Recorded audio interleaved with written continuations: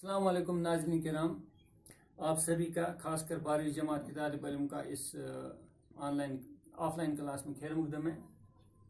आज क्लास 12वीं जमात के लिए होगी और हमारा मौजू रहेगा मीर तकी मीर की गज़ल की तशरीह, यानी पहली गज़ल की मीर तकी मीर की जो पहली गज़ल है आपके निसाब में जो शामिल है उसकी तशरीह हो चुकी है। आज हम दूसरे गज़ल की जिसका मतले का अशार है, जीते जी कोचे दिलदार से जाया न गया, उसकी दीवार का सर से मेरे साया न गया। हम इस गज़ल की आज तशरीह करने जा रहे हैं। आप सभी यानी सभी 12वीं जमात के तालिब इल्म अपनी निसाबी बुक पे सफ़े नंबर 116 निकालेंगे। सफ़े नंबर 116 हम दूसरी गज़ल की तशरीह करने जा रहे हैं।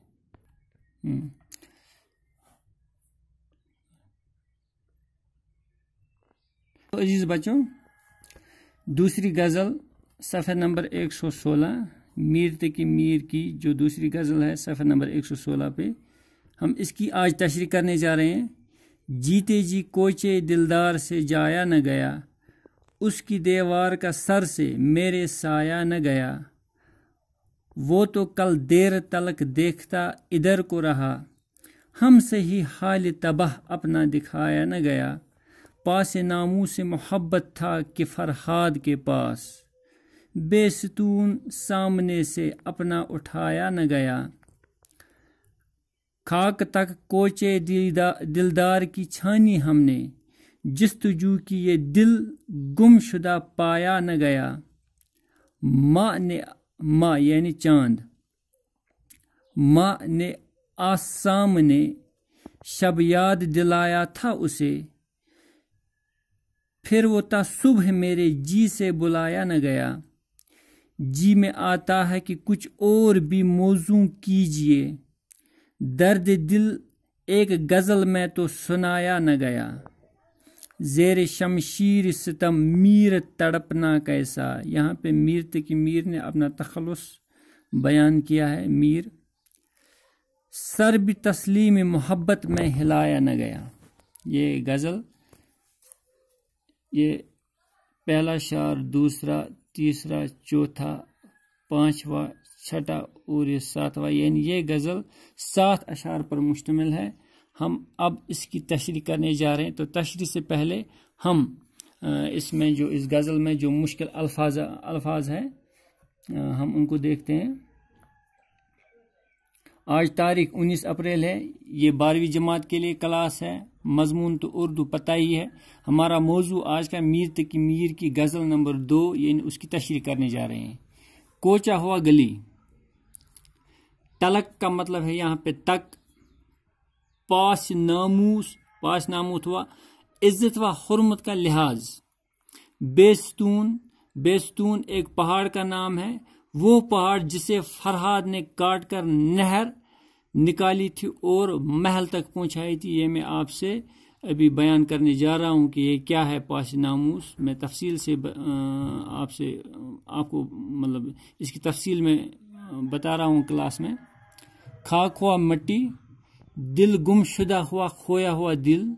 माँ चांद, मौजू करना हुआ शार की सूरत में लाना, यानी किसी पे अशआर लिखना। ज़ेर हुआ नीचे। फिर तलमी, ये भी मैं आपको समझाने जा रहा हूँ। जिस वक़्त हमें इस तलमी का शार आएगा हम उस वक़्त ये आपसे वजाहत करूँगा, लेकिन फिर भी आप याद रखिए तलमी हुआ ये एक शायरी इस्तिलाह है जहाँ शायर किसी तारीख़ी वाक़ा या नीम तारीख़ी वाक़ा की तरफ इशारा करता है, चाहे वो वाक़ा सच्चा हो या झूठा हो, यानी बना बनाया हो, लेकिन लोगों में वो वाक़ा मशहूर हो। अगर उस वाक़े की किसी शायर में शायर जिक्र करता है तो उसको हम तलमीह कहते हैं। तो यहाँ मीर तकी मीर ने भी एक शायर में तलमीह का इस्तेमाल किया, तभी यहाँ पे मैंने मुनासिब समझा कि आपके लिए यहाँ पे लिख के रखूँ। जीते जी कोचे दिलदार से जाया न गया, उसकी दीवार का सर से मेरे साया न गया। यानी ये चूँकि पहला शार है, पहले शार को मतला का शार कहते हैं, तो इस मतले की शार में मीर तकी मीर یہ فرماتا ہے کہ میں اپنے یار کی یعنی اپنے محبوب کی الفت کو بلا نہ پایا، جیتے جی کوچے دلدار سے جایا نہ گیا. یعنی اس مطلع کی شعر میں میر تقی میر ترک الفت کو ناممکن قرار دیتا ہے اور کہتا ہے جیتے جی یعنی زندہ رہتے ہوئے میں اپنے محبوب کی گلی کو چھوڑ نہ سکا. یعنی جیتے جی کوچے دلدار سے، دلدار ہوا محبوب، یعنی جیتے جی میں اپنے محبوب کی گلی سے، میں اپنے محبوب کے کوچے سے جانے کا نام ہی نہیں لیتا تھا. یعنی وہاں سے ہٹنا، وہاں سے جانا میرے لیے بہت مشکل تھا. یعنی میں اپنے محبوب کی گلی نہیں چھوڑ سکتا تھا، یہ میرے لیے بہت مشکل ہے. اس کی دیوار کا سر سے میرے سایہ نہ گیا. چونکہ پہلے مصرے میں میر تقی میر خود فرماتے ہیں کہ میں اسی گلی میں رہتا تھا جو گلی میرے محبوب کی طرف جاتی تھی، محبوب کے گھر کی طرف یا اس کے دولت خانے کی طرف جاتی تھی، یا جس گلی سے میرے محبوب کا آنا جانا ہوتا تھا میں اسی گلی میں اکثر بیٹھا رہتا تھا.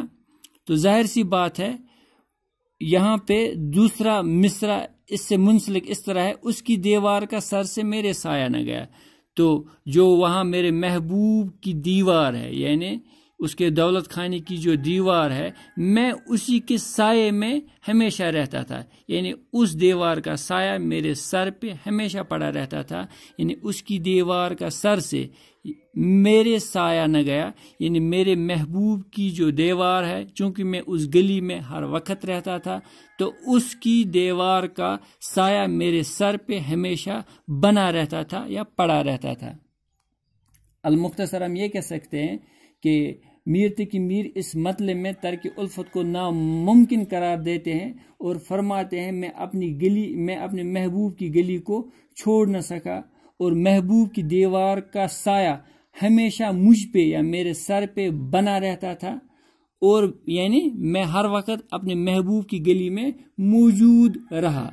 یا دوسرے لفظوں میں ہم یہ کہہ سکتے ہیں کہ وہ اپنی محبوب کی محبت کو ترک نہ کر سکا اور زندگی بھر یا جتنی بھی اس کے آنے والی زندگی تھی یا گزری ہوئی زندگی تھی، زندگی بھر وہ اپنے محبوب کی محبت میں یا عشق میں مبتلا رہا. پھر دوسرا شعر، وہ تو کل دیر تلک دیکھتا ادھر کو رہا، ہم سے ہی حال تباہ اپنا دکھایا نہ گیا. وہ تو کل دیر تلک یعنی بالکل آسان الفاظ اس میں استعمال ہوئے ہے. تلک کا مطلب ہوا تک، یعنی وہ تو کل دیر تلک یعنی تک، وہ تو کل دیر تک دیکھتا رہا ادھر کو، یعنی میرا محبوب کل دیر تک میری طرف دیکھتا رہا. یعنی میرے محبوب کا میرا دیدار ہوا اور میں نے اس کا دیدار کیا اور ہم دونوں ایک دوسرے کو کل دیر تک دیکھتے رہے. اور ساتھ ساتھ دوسرے مصرے میں یہ کیا کہتا ہے، ہم سے ہی حال تباہ اپنا دکھایا نہ گیا. تو کسی نہ کسی طرح میں نے ہی اپنا منہ پھر چھپایا اور اپنی خستہ حالی کے باعث، اپنی تباہ حالی کے باعث میں اس کے سامنے نہیں جا سکا، بلکہ میں نے پھر اپنا منہ چھپایا، میں پیچھے ہی رہا، اس کے سامنے نہ گیا. یعنی یہاں پہ میر تقی میر فرماتے ہیں وہ تو کل دیر تلک دیکھتا رہا ادھر کو، ہم سے ہی حال تباہ اپنا دکھایا نہ گیا. یعنی یہاں پہ میر تقی میر فرماتے ہیں کہ محبوب تو کل میری طرف دیکھتا رہا لیکن میں اپنی تباہ حالی یا خستہ حالی کے باعث اس کے سامنے نہیں جا سکا اور اس پر اپنی تباہ حالی آشکارا نہ کر سکا. پھر تیسرا شعر، پاس ناموس محبت تھا کہ فرہاد کے پاس، بے ستون سامنے سے اپنے اٹھایا نہ گیا. تلمی جو میں نے آپ سے ابھی کہا تھا کہ یہ ایک شاعری اصطلاح ہے جہاں شاعر کسی تاریخی یا نیم تاریخی واقعے کی طرف اشارہ کرتا ہے. بہت سارے اشعار بہت سارے شاعروں نے اس زمرے میں لکھے ہیں. یہاں پہ بھی فرہاد کا نام تو بہت مشہور ہے، ہر ایک نے فرہاد اور شیری کا نام سنا ہے. یہ کہا جاتا ہے رومانوی جسے ہم کہتے ہیں رومانوی لوک داستان میں یہ مطلب بولا جاتا ہے، یہ کہا جاتا ہے کہ ایک بادشاہ تھا، وہ نیل بادشاہ کے نام سے مشہور تھا، تو اس نے اپنے لیے ایک خوبصورت رنگ محل تعمیر کروایا، اور جس سے اس نے تعمیر کروایا اس کاریگر کا، وہ کاریگر چونکہ بہت غریب تھا لیکن تھا بہت ہنرمند، اس کاریگر کا نام تھا فرہاد، یہاں پہ نام اس کاریگر کا نام فرہاد تھا۔ تو جب اس نے یہ کیا نام ہے نیل بادشاہ کا یہ محل تیار کر کے دیا، مکمل ہوا، نیل بادشاہ کو یہ کاریگری اس کی بہت پسند آئی، اپنا یہ محل بہت پسند آیا، تو اس نے اس کاریگر سے فرہاد سے یہ فرمایا کہ آپ مانگو، کیا مجھ سے مانگنا چاہتے ہو، میں بہت خوش ہوا آپ کی کاریگری سے، آپ مانگو انعام میں کیا مانگتے ہو۔ تو پہلی بار تو فرہاد نے کہا نہیں، میرے پاس اللہ کا دیا ہوا سب کچھ ہے، مجھے کچھ نہیں چاہے۔ تو اس نے اصرار کیا، دوسری بار پوچھا، نہیں مانگو، کچھ بھی مانگو، جو کچھ آپ مانگو گے میں دینے کے لیے تیار ہوں۔ تو دوسری بار بھی فرہاد نے انکار کیا کہ میرے پاس اللہ کا دیا ہوا سب کچھ ہے، مجھے کچھ نہیں چاہے، کسی چیز کی ضرورت نہیں ہے مجھے۔ تو تیسری بار پھر اس نے اصرار کیا کہ نہیں، آپ مانگو، جو کچھ بھی آپ مانگو گے میں دینے کے لیے تیار ہوں، میں اپنے وعدے کا پابند ہوں۔ تو چونکہ جو فرہاد تھا وہ اس نیل بادشاہ کے عشق میں مبتلا تھا، یعنی نیل بادشاہ کی لڑکی جس کا نام شیریں تھا، وہ اور فرہاد آپس میں عشق میں مبتلا تھے۔ تو فرہاد نے اسے کہا اگر تم دینا ہی چاہتے ہو پھر میرا آپ نکاح کراؤ اپنی بیٹی سے، شیریں سے، میں اس سے اور وہ مجھ سے بے پناہ محبت کرتے ہیں۔ تو یہاں پہ چونکہ بادشاہ اپنی زبان دے چکا تھا، وہ اپنی زبان سے پھر نہ سکا، لیکن پھر بھی اس نے یہاں پہ مطلب اپنے وزیروں کو بلایا اور کہا، تو یہاں پہ تو معاملہ بہت پیچیدہ ہوا، اس نے مجھے زبردست چالاکی سے میری بیٹی کا ہاتھ مانگا اور میں نے اسے وعدہ کیا ہے جو کچھ مانگتے ہو میں دینے کے لیے تیار ہوں، اب میں کیا کروں؟ تو کسی وزیر نے اسے مشورہ دیا، اس نے تو محل بنوایا لیکن اگر اس محل کے نیچے سے ایک خوبصورت پانی کی ندی گزرتی یہ زیادہ ہی خوبصورت لگتا، آپ اسے کہو اس پہاڑ کے پیچھے سے، کوئی پہاڑ تھا آگے جس کا نام تھا بے ستون پہاڑ، اس کا کہتے ہیں کوہ بے ستون، یہاں پہ میں نے لکھا ہے بے ستون اصل میں کوہ بے ستون ہے، یعنی وہ پہاڑ جسے فرہاد نے کاٹ کر اس سے ایک ندی نکالی اور اس ندی کا پانی اس محل تک لے آیا۔ یعنی ان وزیروں نے اس نیل بادشاہ کو مشورہ دیا کہ آپ اس فرہاد کو اب کہو میں وعدہ مطلب نبھانے کے لیے ایک دم تیار ہوں، لیکن اس محل میں ایک خامی ہے کہ آپ اس پہاڑ کے پیچھے ایک ندی بہتی ہے، آپ جا کے اس ندی کو اس محل کے نیچے سے گزارو تو میں آپ کا رشتہ فرہاد سے کر دوں گا۔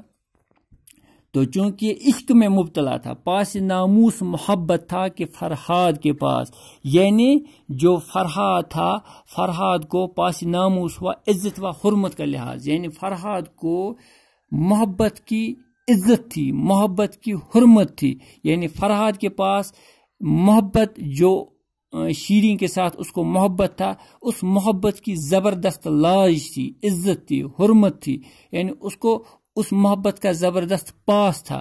تو اس وجہ سے فرہاد گیا، اپنا جو کچھ بھی اس کے پاس سامان تھا اس پہاڑ تک پہنچا، کئی دن اس کو لگے اس پہاڑ تک پہنچنے میں، تو وہاں پہنچا اور وہاں پہاڑ کو بس کھودنا شروع کیا، یہ نہیں دیکھا کہ میں اس پہاڑ کو کھود پاؤں گا کہ نہیں کھود پاؤں گا، میری عمر کہیں ادھری کھوتے کھوتے بیت نہ جائے، لیکن اس نے اس چیز کا لحاظ نہیں کیا، اس نے پہاڑ کو کھودنا شروع کیا۔ کچھ عرصے کے بعد وہاں سے یہ اس رومانوی لوک داستان میں لکھا ہے کہ وہاں سے خواجہ خضر کا گزر ہوا، اس نے کہا فرہاد کیا کرے ہو؟ اس نے کہا ایسی بات ہے، میں نے بادشاہ کا یہ کام کیا تھا، پھر انعام میں یہ چیز مانگی تھی، لیکن اس نے اور ایک شرط اس نے رکھی، تو وہاں سے خواجہ خضر چلے گئے۔ تو دوسری بار ان کا گزر وہاں سے پھر ہوا، تو پھر دیکھا کہ ابھی فرہاد کھود ہی رہا تھا، تو خواجہ خضر نے سوچا میں اس کی کیوں نہ مدد کروں۔ تو خواجہ خضر نے اس کو کہا آپ ایسا کرو، میرا یہ عصا لو، اس سے اس پہاڑ کو کھودنا شروع کرو۔ چونکہ وہ جادوئی عصا تھا، اس نے پہاڑ کو کھودا تو جلدی سے اس سے مطلب وہ سراغ بن گیا اور وہاں سے ندی کا گزر ہوا۔ تو اس نے کہا اس عصے کو جہاں جہاں سے تم لے جاؤ گے وہاں سے اس ندی کا پانی تمہارے پیچھے پیچھے آئے گا۔ تو جو ہی وہ چلنے لگا عصے کو لے کے، تو ندی پیچھے پیچھے آنے لگی۔ تو کسی نے بادشاہ کو مطلع کیا، اس کو آگاہ کیا کہ فرہاد پانی کی ندی لے کے آ رہا ہے۔ تو اب فرہاد کے اس بادشاہ کے پاس اور ایک ترکیب سوچی، اس نے اپنی ایک کنیز کو بھیجا اور اس فرہاد کو کہا کہ تم یہ کس کے لیے یہ دکھ جھیل رہے ہو، یہ تکلیف کس کے لیے جھیل رہے ہو، چھوڑو اس عصے کو، چھوڑو اس پانی کو، کیونکہ جس کے لیے تم یہ سب کچھ کر رہے ہو وہ تو کب کی مر چکی ہے۔ حالانکہ شیریں تو زندہ ہی تھی، لیکن اس کو جھوٹی اطلاع دی گئی۔ تو فرہاد یہ صدمہ برداشت نہیں کر سکا اور اس نے یا تو وہیں پہ خودکشی کی یا وہ صدمے کی وجہ سے وہاں پہ فوت ہو گیا۔ اور یہ خبر جب شیریں کے پاس پہنچی تو وہ بھی یہ صدمہ برداشت نہ کر سکی، اس کی بھی فوت اسی وقت ہو گئی، یعنی اس کی بھی وفات ہو گئی، وہ بھی فوت ہو گئی۔ تو اس کے بعد لوگوں نے ان دونوں کو ایک ہی جگہ دفنایا۔ تو یہ تھی شیریں فرہاد کی کہانی۔ تو پاس ناموس سے محبت تھا کہ فرہاد کے پاس، یعنی یہ جو فرہاد تھا اس کے پاس اس محبت کی، شیریں کی محبت کی حرمت تھی، اس کا لحاظ تھا، بے ستوں سامنے سے اپنے اٹھایا نہ گیا۔ اور اس حرمت کی وجہ سے، اس محبت کی وجہ سے جو فرہاد تھا اس نے بے ستون پہاڑ کو کاٹ کے وہاں سے پانی کی ندی نکالی، یعنی یہ محبت کی طاقت تھی اس کے پاس، اور اس نے اس بے ستون پہاڑ کو کاٹ کے وہاں سے پانی کی ندی نکالی۔ لیکن یہاں پہ میر تقی میر اپنی بے بسی کا اظہار کرتے ہوئے کہتا ہے بے ستون سامنے سے اپنے اٹھایا نہ گیا، لیکن میرے سامنے جو رکاوٹ تھی، جس طرح فرہاد کے سامنے یہ بے ستون پہاڑ رکاوٹ تھی، اسی طرح میرے سامنے بھی کوئی رکاوٹ ہے، لیکن میں اس کو دور نہیں کر سکتا ہوں۔ میں شاید اپنی محبت کی یا اپنے اس محبوب کی محبت پائے بنا ہی گزر جاؤں گا، بے ستون سامنے سے اپنے اٹھایا نہ گیا۔ مجھ سے اتنا نہیں ہو سکتا ہے کہ میں اتنی تکلیفیں محبت میں اٹھاؤں، چونکہ اس میں فرہاد کا ذکر آیا ہے، بے ستون یہ جو پہاڑ ہے، کوہ بے ستون ہے، اس کی ذکر آئی ہے، اسی لیے اس کو کہتے ہیں تلمی، یہ شاعر تلمی ہے اس غزل میں، چونکہ یہ مطلب تاریخ سے منسلک واقعہ ہے، اسی لیے اس کو تلمی کہتے ہیں، یعنی وہ شعر یا شعر میں جب کسی تاریخی واقعے کی ذکر آ جائے تو اس کو تلمی کہتے ہیں۔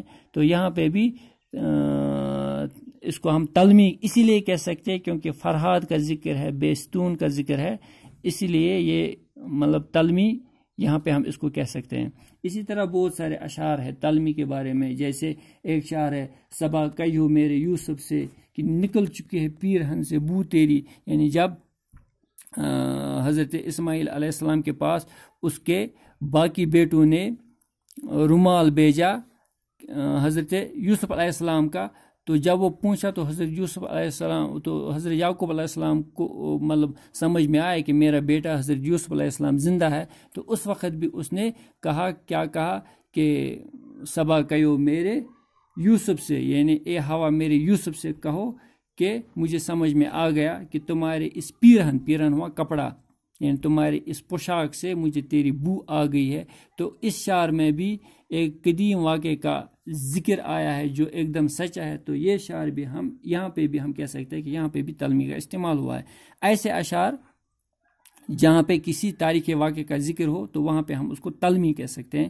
تو آگے یہ ہمیں بہت مطلب میں آپ کو یہ تفصیل سے لکھاؤں گا بھی اور سمجھاؤں گا بھی۔ پھر چوتھا شعر ہے خاک تک کوچے دلدار کی چھانی ہم نے، جستجو کی پہ دل गुमशुदा पाया न गया। यानी यहाँ पे शायर मीर तकी मीर ये फरमाते हैं, खाक छानना हुआ, बार बार वहाँ से गुजरना, बार बार वहाँ से जाना। यानी यहाँ पे शायर कहता है कि मैंने अपने महबूब के रास्ते की, महबूब के गली की खाक तक छानी। यानी बहुत अरसे से, बहुत लंबे समय से, बरसों से उस गली से आता रहा, जाता रहा, और फिर जस्तजू की पे दिल गुमशुदा पाया न गया। फिर क्या हुआ, मैंने अपने गुमशुदा दिल को बहुत तलाश किया, वहाँ कहाँ, इस रास्ते में, यानी अपने इस महबूब की गली में, पाया न गया, लेकिन वो मुझे कहीं नहीं मिला। यानी खाक तक कोचे दिलदार की छानी हमने, मैंने बहुत सा वक्त गुजारा अपने महबूब के लिए उसकी गली में, यानी उसका बहुत इंतज़ार किया। जस्तजू की पे दिल गुमशुदा पाया ना गया, लेकिन मुझे अपने गुमशुदा दिल, यानी अपना जो मेरा खोया हुआ दिल था, वो मुझे नहीं मिला। यानी मुझे मोहब्बत नहीं मिली। जिस मोहब्बत की जस्तजू में मैं था, जिस मोहब्बत की तलाश में मैं था, मुझे वो मोहब्बत नहीं मिली और मुझे उसका कहीं अता पता चला ही नहीं। फिर 5वां शार है, मैं हुआ चांद, मैंने आसामने शब याद दिलाया था उसे, फिर वो ता सुबह मेरे जी से बुलाया न गया। यानी यहाँ पे शायर अपने महबूब के हुस्न की तारीफ भी करता है और अपने इस दिल की कैफियत भी बयान करता है। यानी मैंने आसामने, यानी जब चांद मेरे सामने आता है, जब चांद मेरे सामने आता है, शब याद दिलाया था उसे, तो रात भर मुझे अपना महबूब याद आता है। यानी जब मैं शाम के वक़्त या रात के वक़्त चांद को देखता हूँ, तो मुझे अपने महबूब की, अपने यार की याद रात भर याद आती रहती है। फिर वो ता सुबह मेरे जी से बुलाया न गया, और सुबह तक न मुझे रात को नींद आती है, न मुझे रात को चैन या सुकून आता है। सुबह तक मुझे बस अपने इस महबूब की याद आती रहती है, जब मैं रात को या शाम को चांद का दीदार करता हूँ, क्योंकि चांद भी बहुत खूबसूरत है और मेरा यार या महबूब भी बहुत खूबसूरत है। और जब मैं चांद को देखता हूँ तो मुझे महबूब की याद आती है, और वो याद मुझे सुबह तक रहती है, मुझे सुबह तक अपने महबूब की याद आती रहती है। फिर वो ता सुबह मेरे जी से बुलाया न गया, यानी सुबह तक मुझे अपने महबूब की याद आती रहती है। यानी हम ये कह सकते हैं, मीर तकी मीर फरमाते हैं कि जब रात को चांद निकला तो उसे देखकर मुझे अपना महबूब याद आया, और फिर सुबह तक अपने महबूब को मैं एकदम भूल न सका। रात भर मुझे अपने महबूब की, मुझे अपने यार की याद आई, और मेरे दिल में वो, यानी मेरी महबूब समाई रही। फिर 6वां शार है, जी में आता है कि कुछ और भी मौजू कीजिए, दर्द दिल एक गज़ल में तो सुनाया न गया।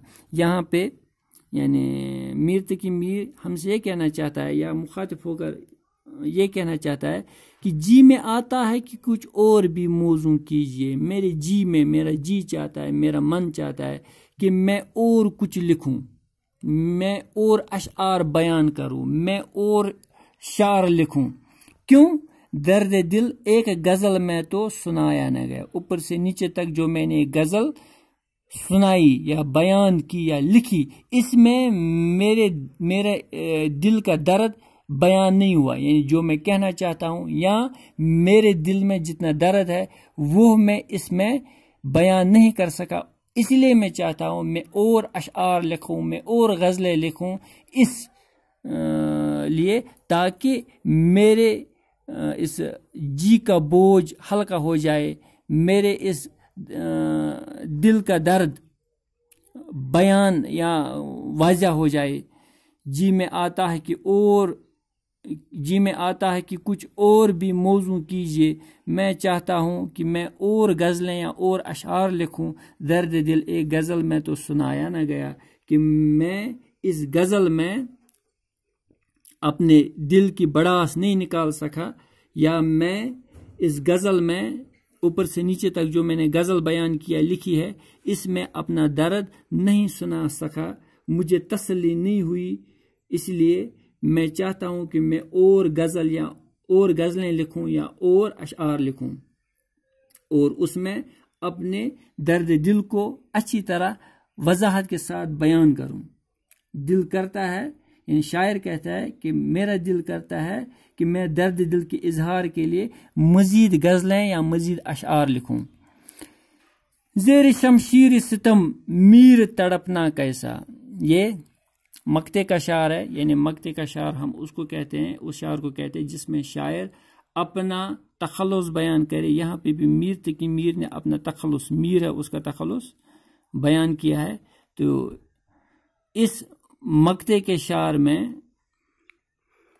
شاعر فرماتا ہے زیر شمشیر ستم میر تڑپنا کیسا، یعنی اے میر تقی میر خود سے مخاطب ہو کر، یعنی میر تقی میر خود سے مخاطب ہو کر اپنی بے کسی کا اظہار کرتے ہوئے فرماتا ہے، کیا فرماتا ہے کہ ستمگر محبوب کی تلوار کے نیچے تڑپنے سے کوئی فائدہ ہی نہیں ہے، یعنی محبوب کی جو تلوار ہے، یعنی کون سی تلوار؟ اس کی بے وفائی کی تلوار، یا اس کا جو رویہ ہے میر تقی میر کی طرف، وہ تلوار، اس کے نیچے تڑپنے سے کوئی فائدہ ہی نہیں ہے، سر بھی تسلیم محبت میں ہلایا نہ گیا۔ کیوں فائدہ نہیں ہے؟ کیونکہ اگر میں تڑپوں یا کوئی جدوجہد کروں کوئی فائدہ ہی نہیں ہے، کیونکہ میرے جدوجہد کرنے سے مجھے کوئی فائدہ ہی نہیں پہنچتا ہے، بس میرا حال صرف محبوب کے حال پہ ہی ہے۔ مطلب زیر شمشیر ستم میر تڑپنا کیسا، یعنی اس شعر میں میر تقی میر خود سے مخاطب ہو کر اپنی بے کسی کا اظہار کرتے ہوئے فرماتا ہے کہ ستمگر محبوب کی تلوار کے نیچے تڑپنے سے کوئی فائدہ ہی نہیں ہے، کیونکہ اس کے ستم سے بچا نہیں جا سکتا، یعنی جو وہ مجھ پہ ستم ڈال رہی ہے میں تو ان سے بچ نہیں سکتا ہوں، جو وہ چاہتی ہے وہ کر کے ہی رہتی ہے، چاہے میں کچھ بھی کروں اس پہ کوئی فرق ہی نہیں پڑتا ہے۔ محبت میں محبوب کا جو ہر ستم ہے وہ گوارا ہے، مجھے وہ مطلب برداشت کرنا پڑتا ہے، اس کے سوا کوئی چارہ بھی میرے پاس ہے ہی نہیں، اس لیے مجھے تڑپنے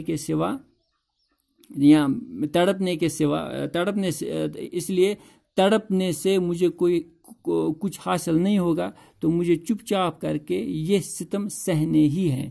اس لیے میر تقی میر کہتا ہے زیر شمشیر ستم میر تڑپنا کیسا، سر بھی تسلیم محبت میں ہلایا نہ گیا، یعنی یہاں پہ میر تقی میر اپنی محبت کی بے بسی کا اظہار کرتے ہوئے یہ باور کرانا چاہتا ہے کہ میرا محبوب جو چاہتا ہے وہی کرتا ہے، میرے تڑپنے سے اس پہ کوئی اثر ہی نہیں پڑتا ہے، اس لیے میں بھی چاہتا ہوں وہ جو چاہے وہی مجھ سے کروائے، میں وہی کروں گا جو وہ مجھ سے چاہتی ہے، جو وہ مجھ سے چاہتا ہے، اس لیے میں تڑپوں گا نہیں، کیونکہ تڑپنے سے کچھ حاصل نہیں ہوگا۔ تو یہ ہوئی میر تقی میر کی دوسری غزل کی تشریح، اور میں چاہتا ہوں آپ یہ ویڈیوز مسلسل دیکھتے رہیں، میں آپ کے لیے مطلب اگلی ویڈیوز میں ان دونوں غزلوں کی تشریح مہیا کروں گا۔ فی الحال آپ کے لیے یہ ایک نوٹ میں نے تیار کیا ہے غزل کی تعریف، آپ یہاں پہ اس کا اسکرین شاٹ لے کے غزل کی تعریف، پھر نیچے غزل کے چند شعری اصطلاحات، پہلے مطلع، اس کے بعد آگے دوسرے صفحے پہ یہاں پہ بھی آپ اس کا اسکرین شاٹ لیں اور اس کو اپنی نوٹ بک پہ مینو ان لکھیں۔ انشاءاللہ جو آنے والی کلاسز ہیں ان میں بھی میں آپ کے لیے تمام کے تمام نوٹس یا ان غزلوں کے شعر بہ شعر تشریح مہیا رکھوں گا انشاءاللہ. تو اس کا بھی آپ اسکرین شاٹ لیں اور اپنی نوٹ بک پہ اس کو درج کریں. تو آج کے لیے اتنا ہی، باقی وسلام.